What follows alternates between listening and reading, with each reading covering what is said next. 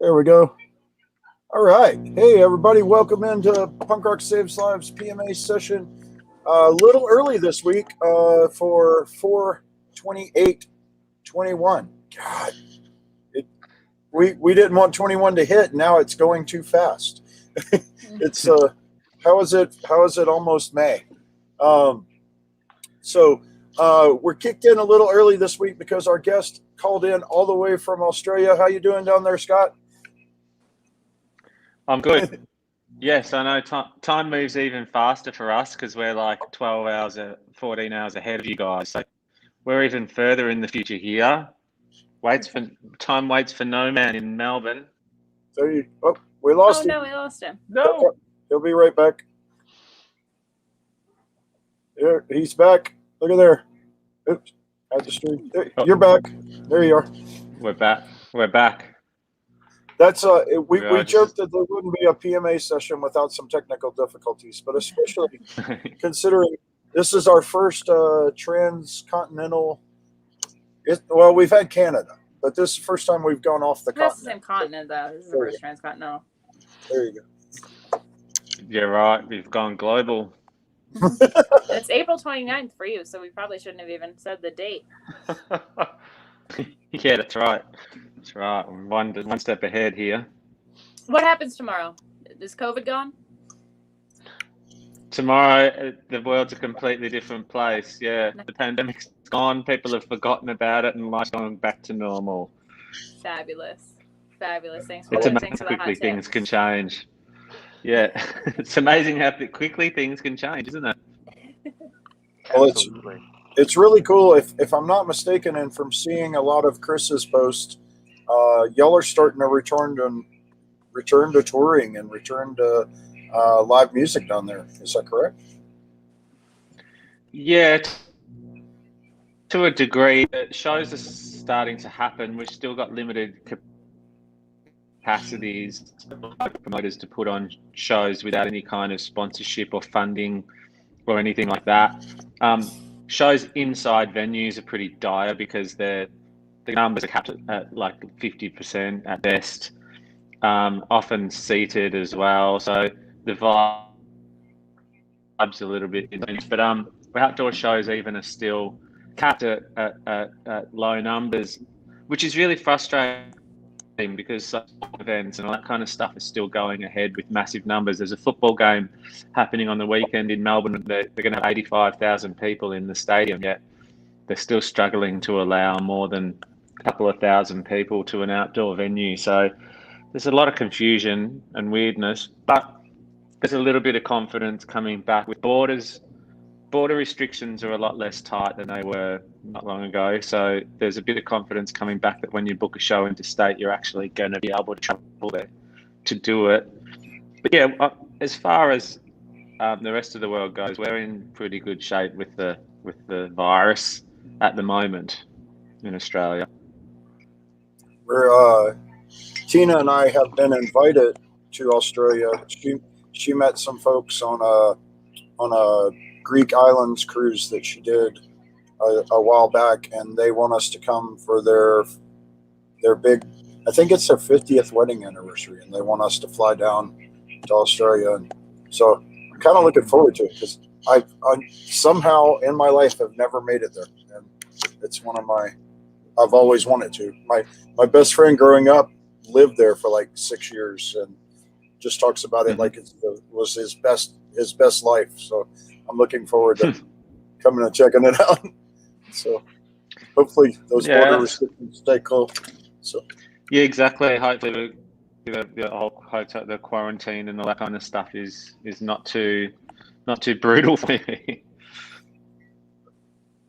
Well, let's we didn't officially introduce Scott. Is am I correct in saying founding member of Living In? Yeah, that's right. Yeah. Yep. You and Chris have been solid from the very beginning, correct? And there's been a drummer change. Correct. Once or twice? Once. Yeah, no, we had a guy called Joe who played on our first EP, and we had a guy called Travis Dempsey who played on the first couple of albums, and then Andy joined the band I don't know, like what, 15, 15 years ago or something. So he's still a new guy. Yeah, we would call that the classic lineup. No, I'm kidding. Yeah, exactly. And the joke was the last time we actually got to hang out was Kansas City when I stopped in to see you guys on the way to another music festival. Kind of surprised you, is that apparently I look like or remind you of the original drummer or something like that.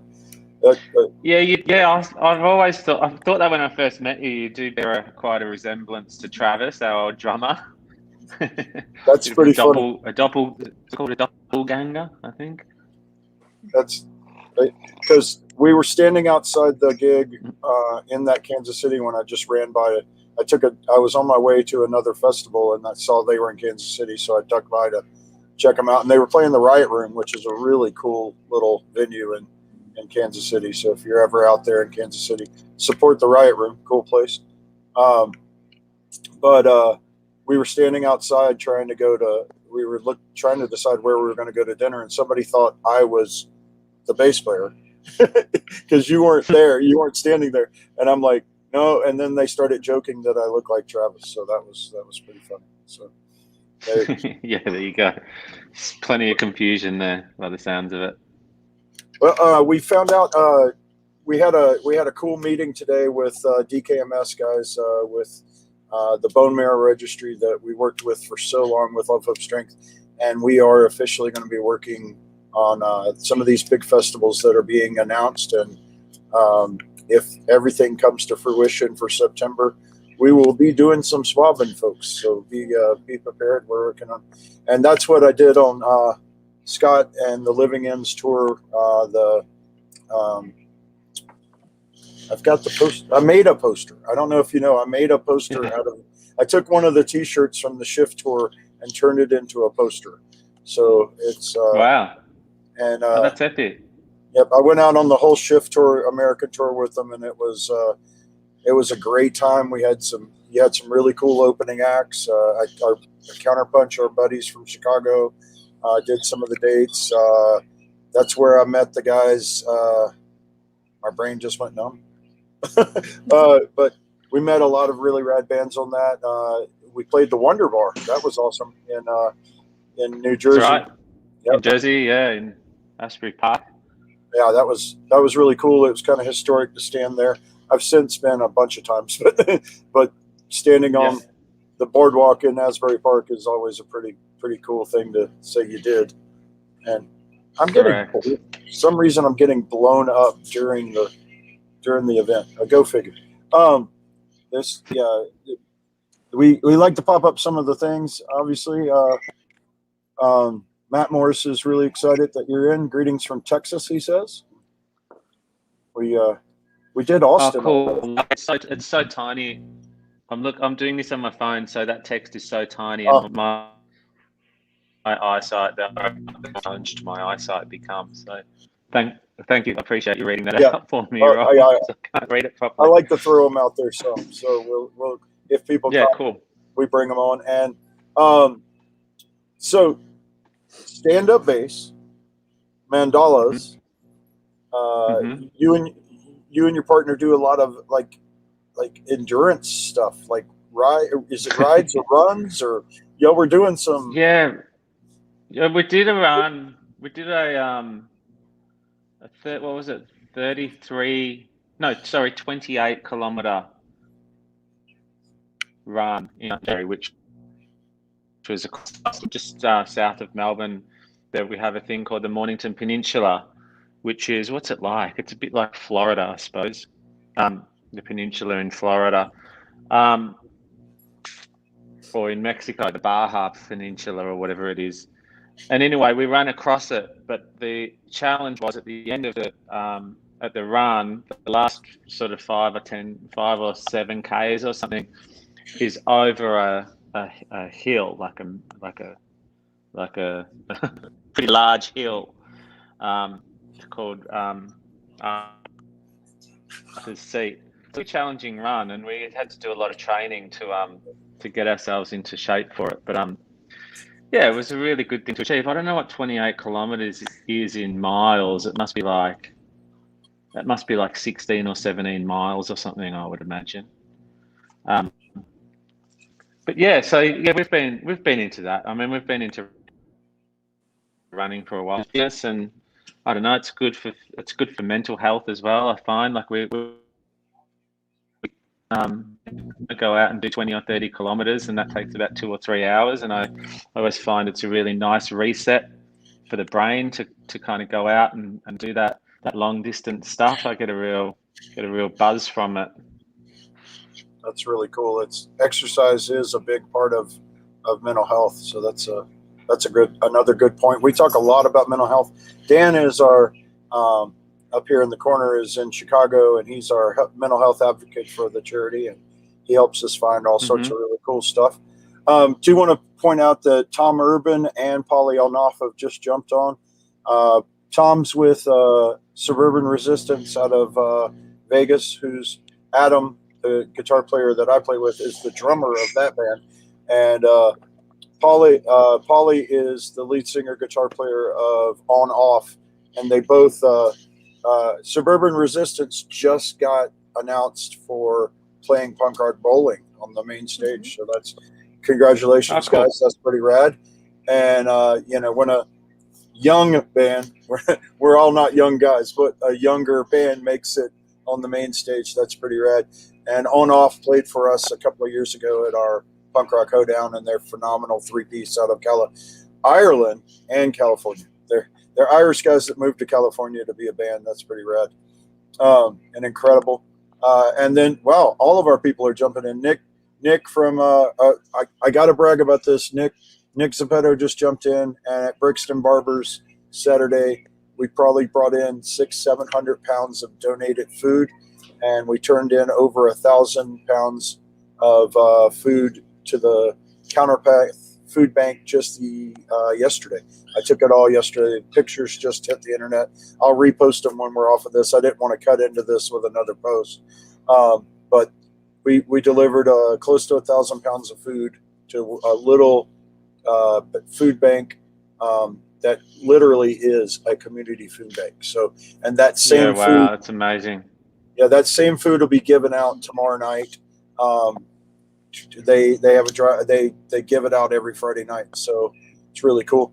And then Clinton Smith from Urban Resist. I mean, I just combined names. Sorry, United Defiance just jumped in, and we're getting all the bands on tonight. Everybody's big. Apparently, everybody's a big Living In fan. How about that? So, and it's always amazing when you got like Tony Hawk bands on, because I feel like, especially maybe not Rob, maybe Rob was a little before that, but I feel like Dan and I and a lot of our people watching, that's definitely when I became a Living In fan. I know that turned so many people onto the band. We really noticed how many more people started turning up to our shows and becoming aware of the band when we got added to that skateboard game. It was made a really big difference. It was fabulous. It's amazing cool. what that video game did for the punk scene and just the music scene in general. Look, more. Exactly. Gabby Chaos from the Venomous Pinks just jumps in, and it's like I think our whole audience tonight are band members. So that's a great thing. So that shows a lot of respect, Scott. It's like one big green room here. Yeah. Yeah. And Andy Pohl says Scott's a legend. So there you go. But it's the fun part is I really got to know. I knew the band, like music wise and everything, but I got to work with you guys because Chris played in a fun band with Mike Peters, the founder of Love, Hope, Strength, and the lead singer of The Alarm. They played in a band called the Jack Tars together, and they were called, what were they? Walking. Something. Yeah, the Dead Man Walking or something. Dead Man Walking. There we go. Dead Man. That's it. Yeah. That's it. And they Slim Jim. With Slim Jim Phantom. Yeah, look at that. But they played in this fun jam band together, and they basically and Captain Sensible. I mean, what? That's put those 4 guys in a room and just let them play, and that's kind of what they did. And did Duff play bass for them once or twice as yeah, well? Duff would jump in and Duff, play with them, and Fred Armistead jumped in with them before. So there's video. Wow. Yeah, there's video of a show they did at. Look at that, Jared from Counterpunch is on now too. It's all I think Rob bands. missed a comment that's really important. Gabby, our dear friend Gabby, says that she made a Scott Owens fan club on MySpace back in the day. Oh, wow. Which is amazing. MySpace. Wow. No, that's a huge blast from the past, isn't it? MySpace. Yeah, and you guys are still kicking. Those words very often. You know, especially to have so many, pretty much the original lineup, and I don't think you've had any sort of hiatus since then. You've seen through the Tony Hawk phase of music, the MySpace phase of music. Just released a new record a couple of years ago. Like, it's amazing to see bands go 30 years almost just without stopping. Yeah, we really have just kind of stuck at it. I mean, what's the alternative? Aren't really that broad as to what our backup plan was. We never had one in the beginning, and we don't have one now. So yeah, we've signed up for life for this one. Oh, please keep going because we love it. It's what was I? But when Chris played in that, well, I saw you guys were coming to America for the Shift tour, and I was like, hey Mike, how do I talk to Living End about maybe swabbing on that tour? And he goes, hey, hold on, and he texted Chris, and Chris said, yeah. And so next thing I knew, I met y'all in Chicago, actually. Yeah, cool. First night of the tour, and we cruised around America and had a little fun. Let's bring up Big Red Dog for a second. Let's bring up Big Red Dog for a second. Yes. I don't know if he's out there watching anywhere, but their tour manager. He's in Austin, Austin, Texas, one of my favorite places. Yeah, that's right. I've hung out with him a couple of times when I've gone through town, and he's been home. So it's really, really cool guy. He works for Chevelle as well. Little more of them. That's right. Yeah, he does too. He does drums. He's the drum tech for Chevelle. Yeah. Wow. And we met him. He was recommended to us by Mark. Mark, what's his name? Mark. I can't remember his last name. Wild Roses Mark. Mark Orell. Yep. He used to play in the Dropkick Murphys, and then his band, the Wild Roses, Chris played with for a little while he was living in LA. So it's Big Red Dog used to go out and tour with them all the time. So when we came over to America, he came out with us, and he's an extraordinary human being. He's so incredibly good at his job, but even all that aside, he's just a fabulous. So is Miguel Sosa, the guitar tech the guitar tech, but the everything tech. Yeah, he comes on everywhere in the States or anywhere overseas in Europe as well. He's extraordinary as well. Like we're so lucky to have these two guys that look after us, because as you can probably imagine, 30 years of history under our belts, back home where we've had, a pretty decent amount of success. We've been spoiled with really good crew and really, we're working under it. So to be able to come overseas and just immediately land on our feet with these two guys means so much. It means the absolute world to us when we're on the road, is to have those two guys with us.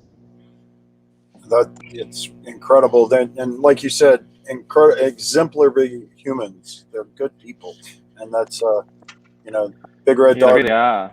I try to let him know when I'm. Dan, I don't know if you remember at Lollapalooza when I went away to see Chevelle. I left the booth to run over to the side of the stage. That was who I was going to see. So gotcha. So they played on the stage right beside our booth at Lollapalooza, and I was like, "Big Red Dog's got to be there." So I went. Yeah, cool. I just found out Chevelle's playing 20 minutes from me in June with Fever 333. So that was kind of a shock to find out. So that's pretty cool. Where's that at? Hoffman Estates. Cool. So, because Chevelle's from Rockford, so Chevelle's about 40 minutes from me. There you go.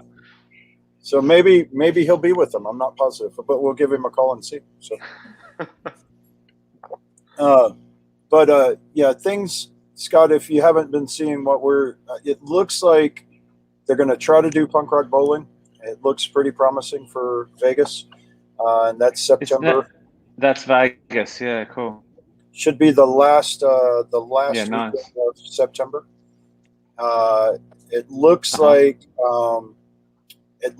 Riot Fest is trying to go forward in Chicago, and a few of the other big festivals are still out there, but it's looking like America's going to attempt to open up if we stay the course. Fest just sold out again, so we'll see how that goes. And they're in doing Florida. it full capacity. Yeah, that's Florida. Yeah. And full capacity is kind of weird. I mean, Fest is a small festival, but I guess I can believe it. It's not really a secret, guys. We're gonna be at Fest. We'll be in the flea market, so we're gonna have a booth in the flea market. So if you're going to Fest, please come check us out. We're gonna do some good. We're gonna have some of our merch, all sorts of cool stuff. We'll decide what we're gonna do. Most likely a marrow drive and some mental health. We got to figure out a full placard, Dan. So I'm putting you to work here. We need resources to be able to give out and direct people to how to find help in their home areas. So if we can come up with some ways to create some resources for each state or major cities or something, maybe have a book or something we could put together. That would be lovely. I'm in. Now April just jumped in too. We got even more bands. I'm kind of a little biased to April. She's the drummer in my project, so that's as well as about what we joke about it every week. 30 other bands. April plays drums for everybody. So it's like all musicians. I swear, Scott, you bring in the musicians. Everybody's tuning in to see. So go back to your early days. What drove you to go to stand-up bass? I always wonder that. It just seems like the biggest instrument in the world to carry around. And what got you there? What was exactly. Biggest and most awkward. Well, it was pretty much Stray Cats. When Chris and I went to high school together, so we met each other when we were like, must have been 10 years old or something, 10 or 11 years old. And we went all the way through high school together, and he was playing guitar. I played piano while I was in high school. I got piano lessons, and he and I started getting into like old 50s rock and roll and rockabilly and stuff. And it wasn't that long after we were sort of getting into that kind of music that we discovered the Stray Cats.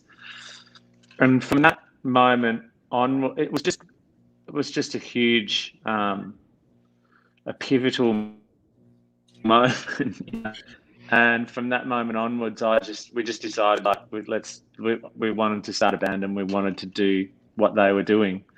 So I ditched the piano and just went, okay, well, I'll get a double bass because, the likelihood of finding a bass player is slim. We're more likely to be able to find someone who'll play drums. So I'll just take up the bass. So I went out and bought one, and yeah, that was the beginning of the journey. There was nothing more to it than that. It was just a decision. We had it set in our minds that we just wanted to do what Stray Cats did. So we called ourselves the Runaway Boys, and we were pretty much a Stray Cats cover band this was at the age of like 16, 17 years old.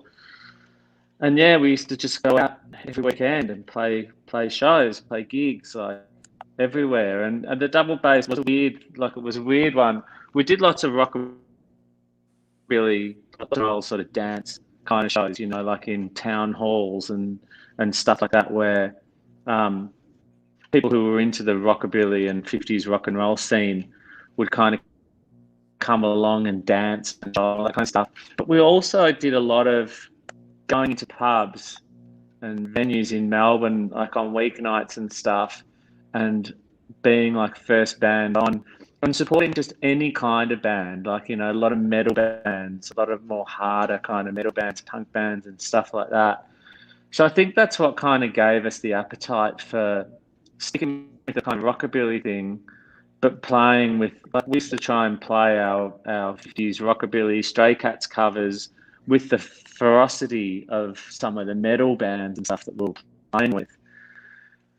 Because we always just thought that our love for rockabilly would be contagious. We just thought, man, if we can love this music this much, then surely everybody else can as well. So we just sort of stuck with it and gave it the kind of injection of all the other bands that we used to play with, all these great like punk bands, metal bands, psychobilly bands, just whoever. So yeah, it was that's how it became sort of a bit of a hybrid stylistically. But yeah, I was stuck with the double bass. So I always thought it was just so kind of iconic looking, and you know, the way you can do tricks with it and all that kind of stuff. Obviously, there's the sound as well, the slap thing.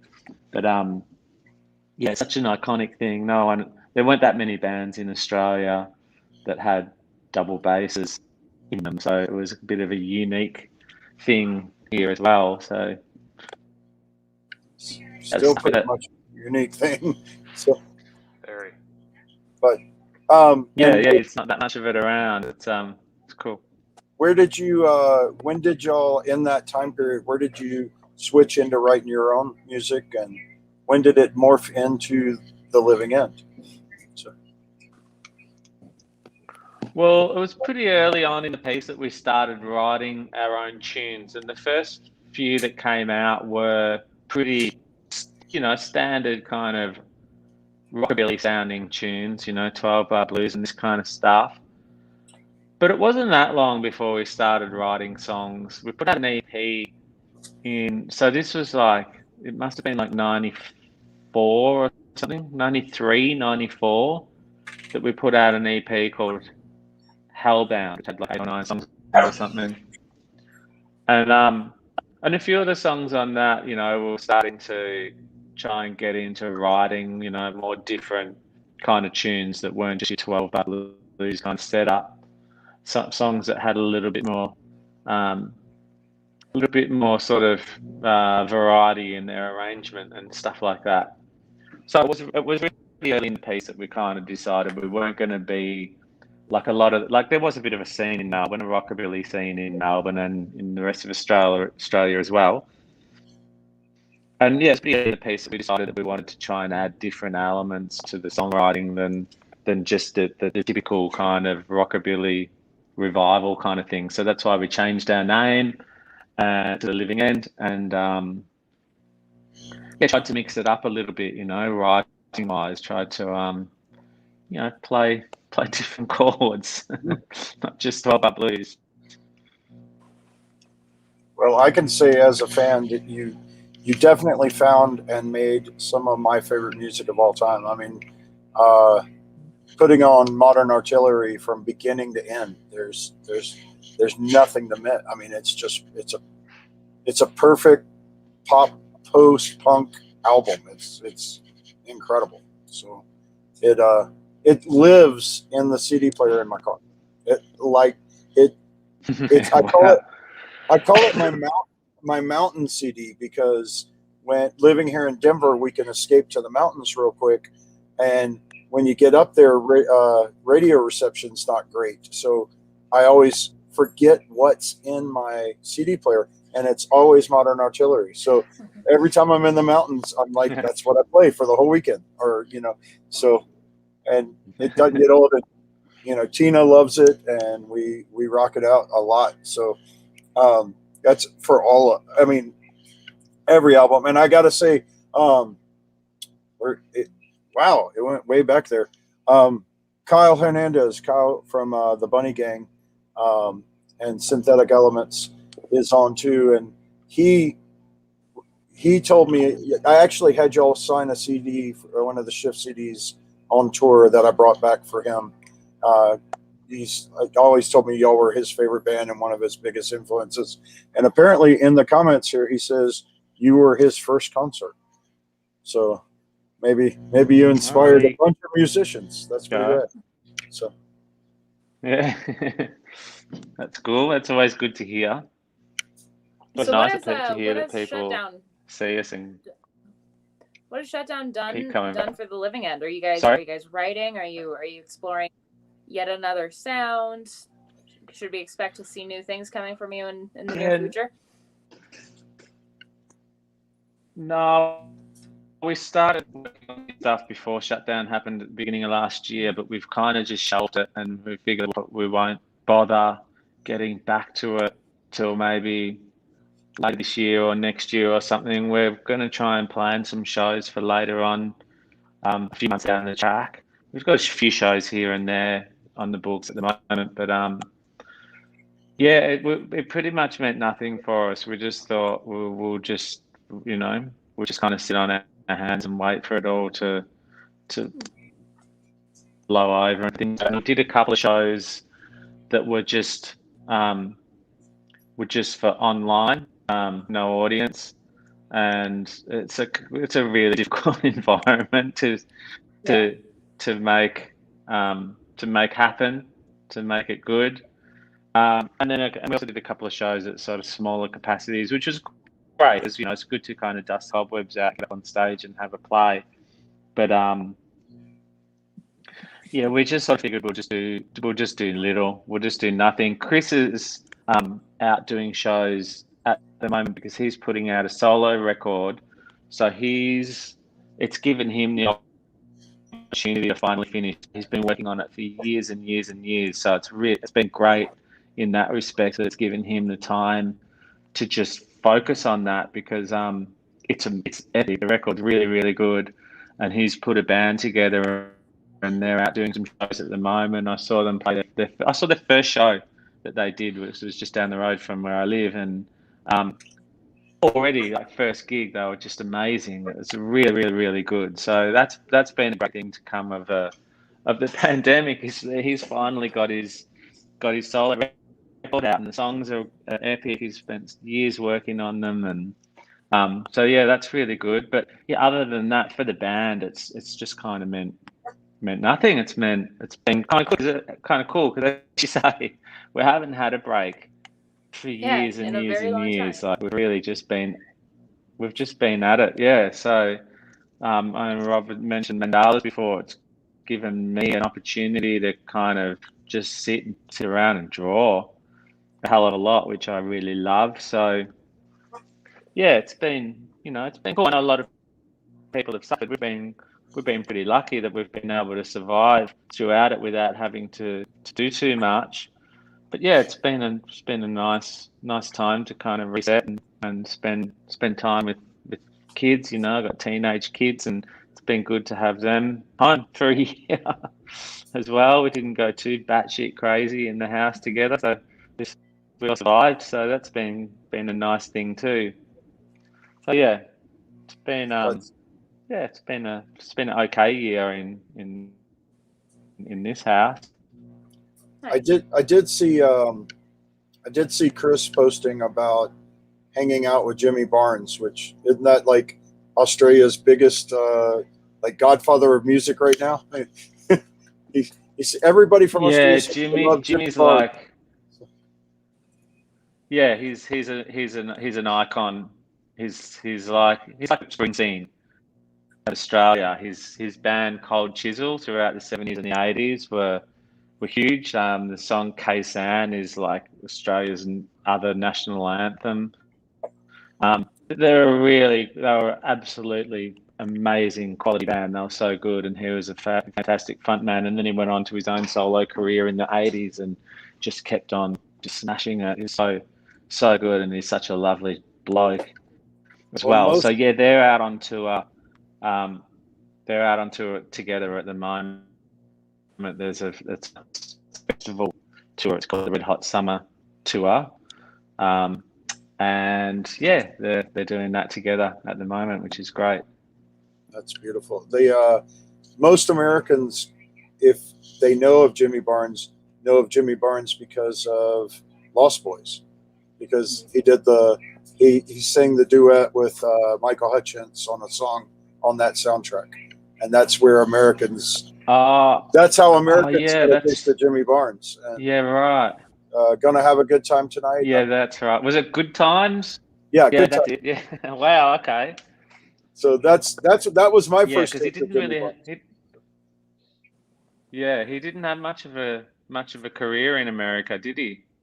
Not that I know of, but because of that, I went and checked out some of his stuff. And I when that came out, Yeah. I worked in a record store. I was 16, 17 years old, and I worked in a record store in Savannah, Georgia. And finding stuff from Australia wasn't the easiest thing to do in the 80s, but it was really cool. And that I credit that movie and NXS for turning me on to Jimmy Barnes, which, like you said, I would say Australia's Springsteen. It's so if you're into that kind of stuff, He's an amazing. Yeah, he's an amazing front man. Cold Chisel are worth checking out. I don't understand why they weren't more successful worldwide, because their songs are incredible. There's basically 5 amazing songwriters in that band. They all write incredible tunes, and they're all just so good at what they do. Even as individuals, they've all gone on to great things. Ian Moss, the guitar player, had a great solo career as well, and so did the piano player. His name eludes me at the moment, but yeah, incredible band. Cold Chisel, definitely.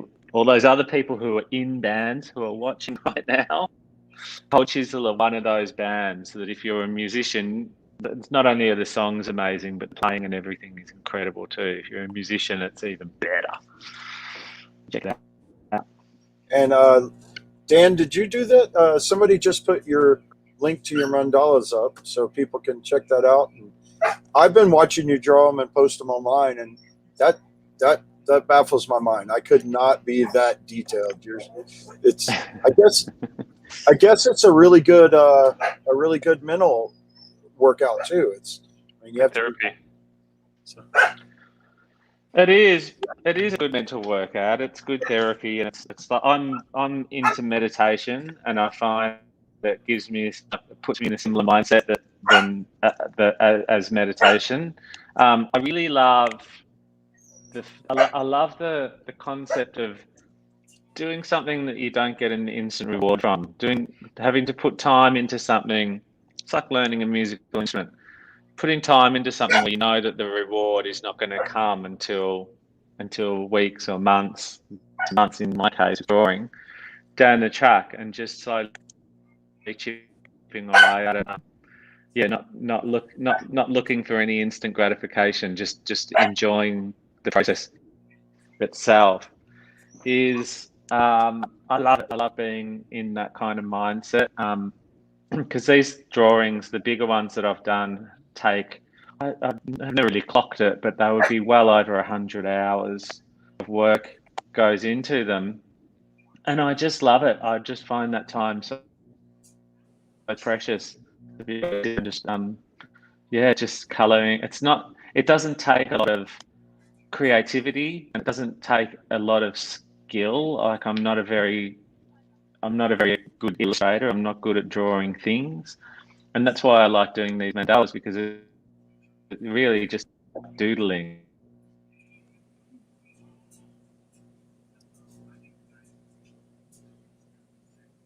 I think you muted.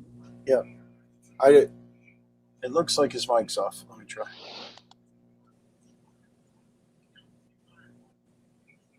Scott, I think you turned your mic off. Yep. Somehow you turned your mic off, Scott. Yeah. There. Hang on. There you are. He's back. Oh, there we go. Okay, now can you hear me? I can't hear you. Yeah, now we can. Can you hear us now? Let's see. Audio. No, I did that one. I'm trying to How about now? Can you hear us? figure out why I can't hear you. I still can't hear you. Sometimes you have to log out and log back in, but I don't. He can't hear us. I don't know how we thought Maybe we could if I mess with the do other this. side of the world without things happening to us. And we knew we would have. Well, that's just How's standard. that? But Can I now hear you now? We can. I mean, Can you hear us? Can you hear us, Scott? No, I can't. I'm afraid I cannot hear you anymore. Weird. No. No. I can see you. We can see you now. We can hear you and see I you. don't know why I'm talking to you if you can't hear us. Yep. For those of you waiting in the comments, I don't know if you can hear Luna growling at me, but she Yeah. is. I don't know what Walter's in there kind of whimpering. I don't know what he's doing. I think that's what my dog is growling at. So, They're communicating. Kramer put up something really cool about how that was really cool to see words about how drawing. And then it's definitely nice to have something that can relax you and that you can put intention into and just kind of feel as though you're being sort of personally productive with your time, you know, especially with mandalas and something with that sort of level of just sort of free form. we had to we can hear you. Can you hear us? We're back. Oh, yeah, I no. can hear you now. Yay! Okay, sorry about that. Oh no, we're Not your fault. You're good. like we're broadcasting to the other side of the world, you know. So, what technical Like I can see your difficulties are face part of you it. know- through the earth. You know what happened? Yeah, I know it's pretty incredible when you moan and grind about. Why is my phone working? Why isn't it sending? Think about what it's trying to do. It's trying to do something pretty extraordinary. I've been thinking a lot lately about how Yeah. we utilize our technology and how much easier it makes our lives. But lately, I've been thinking about how much easier life would be without any of it. Sometimes. Yeah, exactly. I know it's a distraction. Yeah. Definitely is a distraction from things. It's never reliable. Mm. But it's neat. It's cool to Yeah. it's cool to live in. Anyway, what happened then was my phone rang. Yeah. My phone rang. That's what knocked me off this meeting.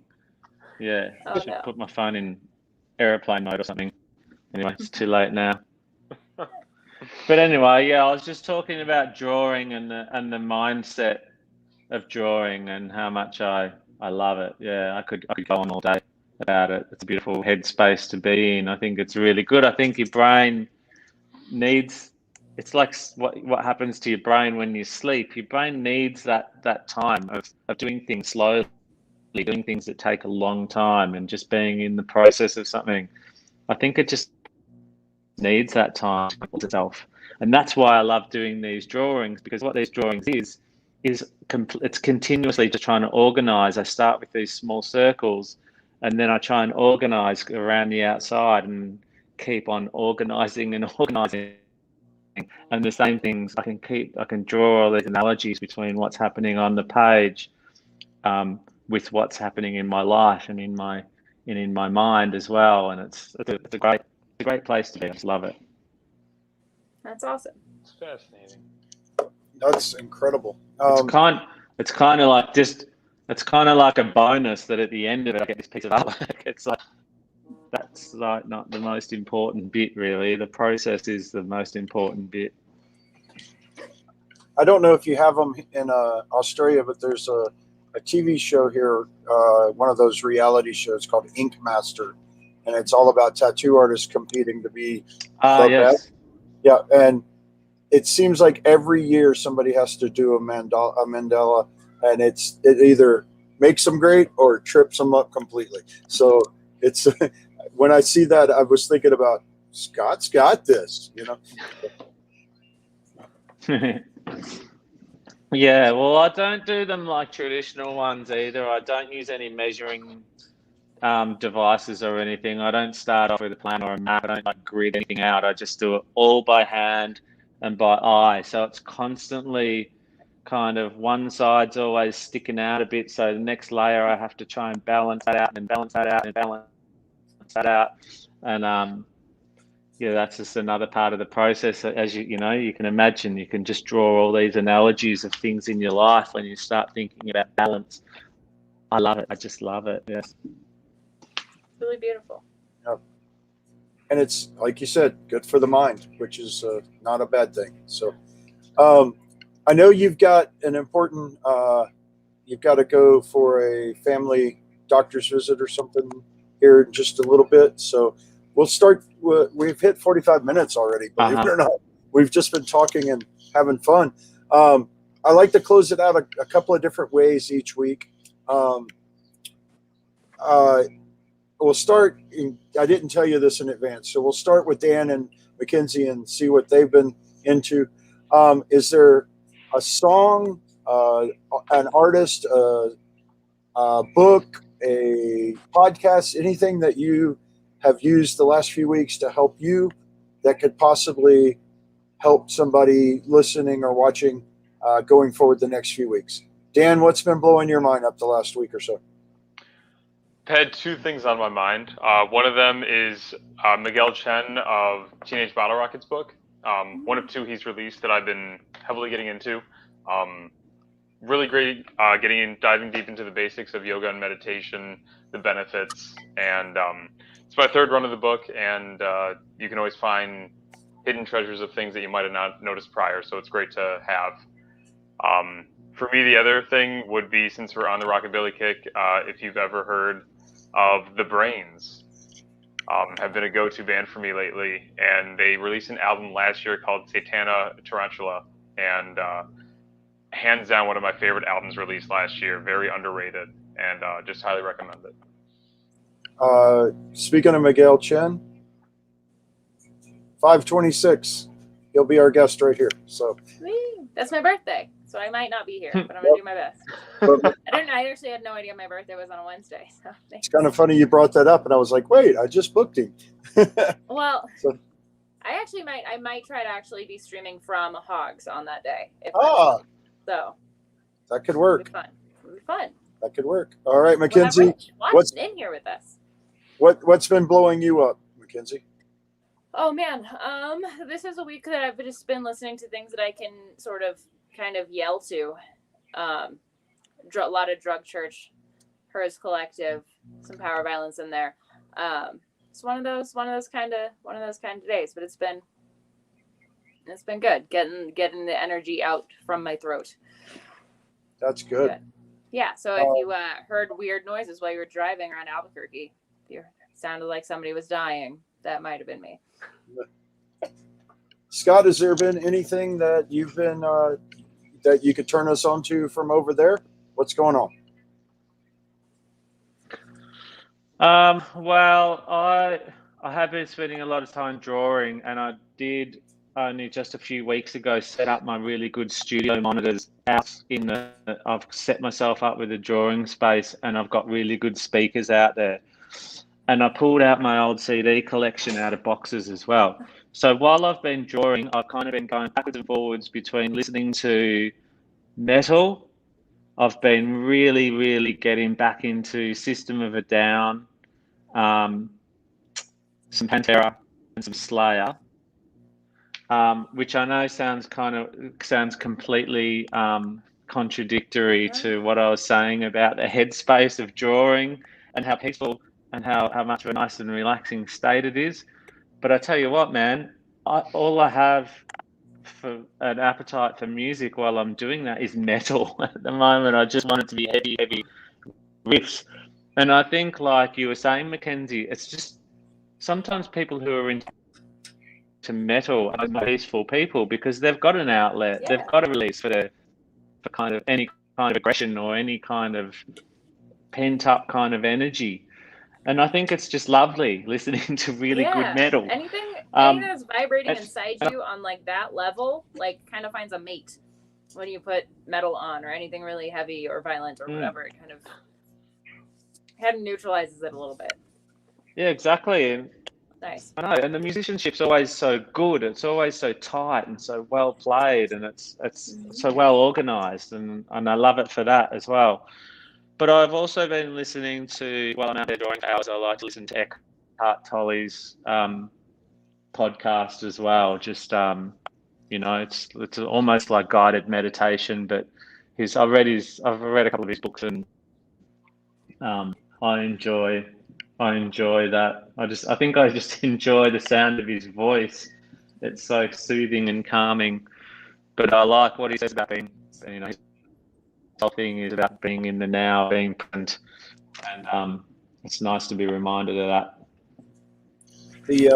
My picks right now, everybody, if you like podcasts, I like music and documentaries and podcasts. There's a really cool one called the 27 Club. Check that out. It's available on most streaming services. It's about each one is about a musician that passed away at 27, and that list is crazy long. It's unbelievably weird how many people have died at 27. So that's been kind of turning me on. And without sounding like a jerk, I've actually been listening to our EP a lot. These Roving Years. Mackenzie told y'all to listen to it last week, but I've been listening to it a lot because I haven't been in a recording studio with a band since '94. So to have something new is pretty cool. Isn't that the year that The Living End started? 94? Is he stuck? Oh, no, he's stuck. Yeah, pretty much. No. Yeah. So for your entire career, Rob hasn't stepped foot in a recording studio until now. So it's pretty fun, and right. I've been trying to actually memorize my lyrics by listening to it, because I'm hoping we get to practice in June, because April's going to do a road trip and go through Vegas and through Denver. So we're going to maybe practice once or twice, and hopefully play in Vegas. That's all I'm going to say. At maybe the Hoedown. So hopefully we can make that happen. Maybe do an album release or an EP release party and have some fun. But I know that sounds self-serving, but it's been actually kind of cool. That's been good for my brain the last few days. Good. And actually, our friends over at Riot Squad Media, which is two of the ladies behind Camp Punksylvania, the festival that's coming up, they spun us on their Sunday spin this week on live. They played the EP, so that was pretty cool. Pretty cool to be. I'm no longer a professional appreciator, as they said in what was that? What was the? Dang it! Like one of my favorite movies, John Cusack, Chicago, High Fidelity. There you go. There you go. Yeah. High Fidelity, yeah, great film. Oh, good. And the version with Zoe Kravitz is not bad either. The TV version is really cool. They kind of on that note about Rob's EP is that you can still get that order that from the IM Record Store on vinyl. Super neat. As well as we still have some of the Punk Rock Saves Lives, the album. Very few left. And Scott, I'm going to kind of hit you up a little bit. We just did our first vinyl compilation album, and we're going to do a volume 2 and 3. Starting to collect songs from bands that will donate a song for 1,000 vinyl only. And that's all we do. We don't want the rights to your song. We just want great. And so we'll be hitting you guys up to see if we can get a Living End, new, rare, live, acoustic, whatever y'all want to do, something cool. And we'd love to get y'all involved. Cool. That'd be great. So, fabulous. It's great. All three of us live in the same state now, so things like that can happen. I love it. Yeah, Chris was in America in LA for a long time, wasn't he? So. Yeah, he moved back here in I think it was about February or March or something last year. Yeah, I watched. He got was out in of the States just before it all went down. And he had didn't he have to quarantine really like in a hotel for a month or something? But when he got home or something, so. Yeah, I can't remember how long it was. I think it was more than. It's only 2 weeks now. But it was for a little bit longer than that. Yeah, they had to go through all that stuff. Yeah. Yep. You can't blame them, So, but all right, what I like to push. Yeah. Here's my fun question for you, and I don't know how you'll answer it. So, where would your life be today had you not found punk rock? Where do you think your life would be?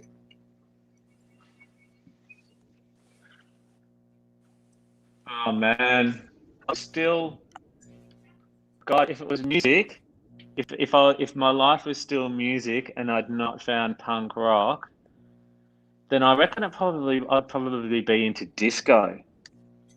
I was a big fan. I was into like I used to dig out my parents. Yeah, I kind of used to dig out my parents' Bee Gees records and records. And I also, one of the first records that I ever bought was the 12-inch single of Pseudo Echo's Funky Town. Their version of Funky Town. I played it. So their version of Funky Town, the 12-inch, it was amazing. I played it over and over and over. So I've always had a bit of a soft spot for disco. So I guess if there's no punk rock, if there was no Midnight Oil, no Clash, no Green Day, I'd be probably in the disco. I love that. I love that for you. I'd like to see the Living End do a Funky Town cover. And that's in another some quantum realm. I'm in the disco somewhere. And that's another one that people don't realize. Midnight Oil is like the Australian, like top of the heap. Everybody respects Midnight Oil. So, is that correct? Yeah, and they are like their first couple of albums are, as far as I'm concerned, the greatest punk rock albums ever made. And I know that's a big statement, and I know people talk about the Clash as the most important band that ever lived. I think Midnight Oil are extraordinary. I think what Peter Garrett had to say about the environment, about Indigenous people's rights, about politics, about corruption and living in a capitalistic world. He was so far ahead of his time. He was so incredibly switched on, and even just musically, they were a fierce band. They were a force to be reckoned with, and they still are. They still play with incredible ferocity to this day. I have so much. We lost him again. Oh no! He'll come right back. I hope. I would love to hear the end of that because I love Midnight Oil. So I was excited to find out whether or not people pit in the opposite direction in Australia. That's a good point. Yeah. Next time. No, he's back. There you go. We got you back. All right. Mackenzie does have one last closing question for you. Okay. We do, and we also do need to hear the end of that story. But I did want to ask before you have to go, because we know you have to run out. Do mosh pits go in the opposite direction in Australia? We need to know. Yes, they must do. They have to. It's a force of nature, mate. Yeah. I mean, nobody decides what. Yeah, I've never really. No one has ever decided what. I've never really thought. Go. It has to be. Yeah, it has to be. This has to be true. I can't confirm 100%, but my scientific brain says it must be. Yeah.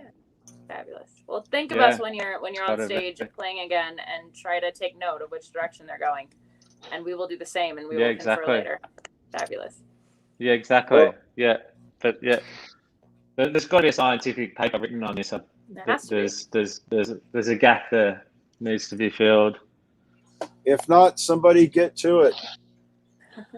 We'll find out by the end of 2021. We will have an answer for you all. I do one last good question. One last Australian. Scott, do you know of the Smith Street Band? Yes, I do. Yeah, they are such a phenomenal band.